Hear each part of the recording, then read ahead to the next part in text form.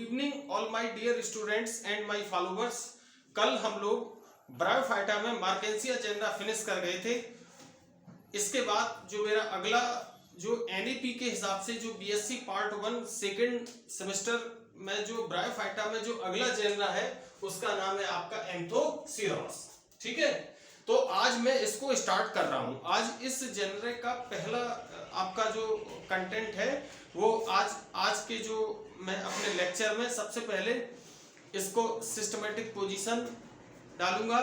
इसके बाद इसकी कौन कौन सी भारत में पाई जाने वाली जातियां हैं और इसके बाद ये किस रीजन में पाया जाता है और इसको किन किन अदर नेम से जानते हैं। तो हम लोग स्टार्ट करते हैं एंथोसिरोस। ठीक है, अभी तक आप लोगों ने 2 जेनरा पढ़े थे, तो अक्सर आपने देखा होगा कि सबसे पहले जो पढ़ाने में एक चीज आपने जो मेरे पुराने लेक्चर देखे होंगे रिक्सिया और मार्केंसिया के, तो उसमें एक चीज पाई होगी कि midrib, dorsal surface, ventral surface कुछ चीजें कॉमन रही, कुछ चीजें मार्केंसिया में स्पेशल ऐड हो गई थोड़ा, लेकिन ज्यादा डिफरेंस नहीं था। लेकिन इस जेनरा में थोड़ी सी परिस्थितियां पलट जाती हैं कि इसमें काफी चीजें बदल जाती हैं। जो रिक्सिया अक्सर जो आप रिक्सिया में पढ़े हैं वो सारा का सारा मार्केंसिया में मिल रहा है और थोड़ा सा ऐड और हो जाता है। लेकिन इसमें क्या है कि जो चीज रिक्सिया और मार्केंसिया में उसके डिफरेंट है।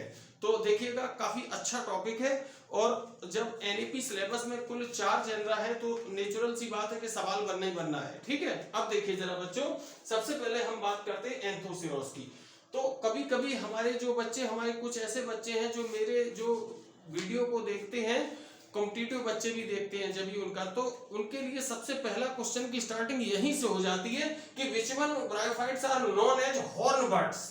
मतलब कौन सा ब्रायोफाइट है जो हॉर्न बर्ड के नाम से जाना जाता है। तो हॉर्न बर्ड्स का मतलब क्या हुआ आपका कि हॉर्न बर्ड्स का जहां नाम आएगा वहां आपका जो उसमें जो 4 ऑप्शन में आप किसके साथ जाएंगे, एंथोसिरोस के साथ। ठीक है बच्चों, इसकी यही चर्चा कर लेते हैं फिर यहां हम शुरू होते हैं। ठीक है, हॉर्न बर्ड्स क्या होता है कि जैसे बच्चों आप लोग ब्रायोफाइटा में पढ़े थे 2 फेजेस ब्रायोफाइट्स के लाइफ साइकिल में डोमिनेंट होती है। कौन कौन सा, गेमिटोफाइटिक और स्पोरोफाइटिक। और जो दूसरा वाला फेज मैंने बोला हुआ है कि जो स्पोरोफाइटिक फेज है वो पूर्णतया या आंशिक रूप से यानी कि पहले पे गेमिटोफाइट पे डिपेंडेंसी दर्शाता है। तो इसके स्पोरोफाइट को जब मैं पढ़ाऊंगा तो इसका आंसर आपको जो एक्यूरेट मिलेगा वो उस जगह आएगा स्पोरोफाइट में कि क्या होता है कि इसके कैप्सूल में जब जैसे कैप्सूल को हम देखते हैं तो कैप्सूल में जो है आपके कैप्सूल में थैलस की सरफेस पर जो है क्या है आपके ब्रिस्टल और हॉर्न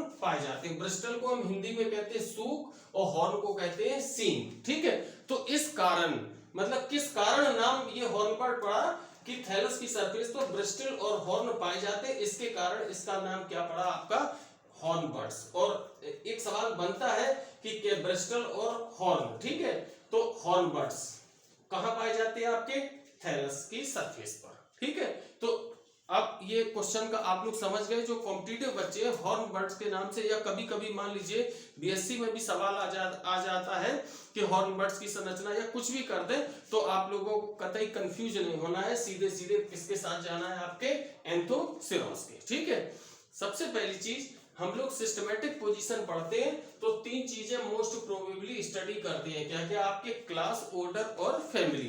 तो इसका जो क्लास है आपका एंथोसिरोटॉक्सिडा। एंथोसिरोस का क्लास क्या है आपका,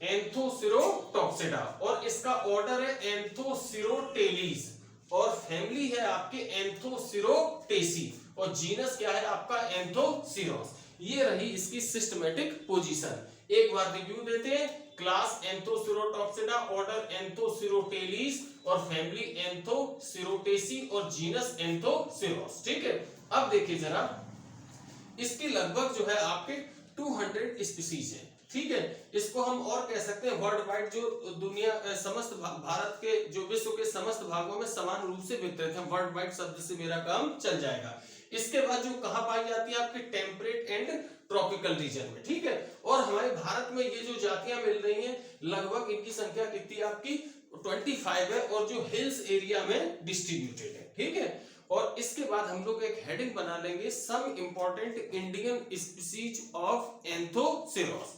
तो सबसे पहली स्पीसीज है आपके एंथोसिरोस इरेक्टस। क्या मैंने बोला है आपका? इरेक्टस। और ये स्पीसीज कैसी है आपकी? एनुअल।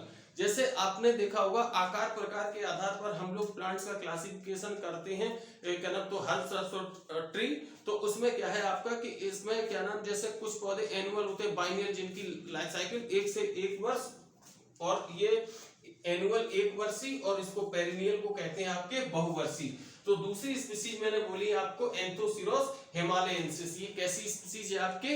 पेरिनियल स्पीसीज है, ठीक है। कभी कभी टेस्टों में सवाल आ जाता है which one of the annual species of Anthoceros, तो आप किसके साथ जाएंगे? इरेक्टस के साथ। और ये हिमालयेंसिस कैसी स्पीसीज है आपकी? पेरिनियल स्पीसीज है। और तीसरी स्पीसीज मैंने लिखी है एंथोसिरोस इरेक्टस, एंथोसिरोस इरेक्टस। और चौथी स्पीसीज है एंथोसिरोस दीक्षिताई, DIXIT। और लास्ट स्पीसीज मैंने दी हुई है आपके एंथोसिरोस लोंगाई। तो ये मेरा जो आज का जो था, ये इंट्रोडक्टिव पैरा कंप्लीट हुआ, सिस्टमैटिक पोजीशन, या हम डिस्ट्रीब्यूशन कह लें, या आपका जो है डिस्ट्रीब्यूशन हो गया, हैबिट, हैबिटेट, और इसको किस नाम से और जानते हैं आपके? हॉर्नबर्ड के नाम से, ठीक है। तो आज मेरा इस जेनरा का पहला डे है, तो इसमें हम आज इतना ही रखेंगे। और कल के मेरे जो कंटेंट या तो लाइव क्लास होती है या वीडियो आता है, तो उसमें आएगा कि जैसे हम कल स्टार्ट करेंगे आपके गैमेटोफाइटिक फेज, और गैमेटोफाइटिक में external morphology and internal morphology. Thank you, best of luck all my dears.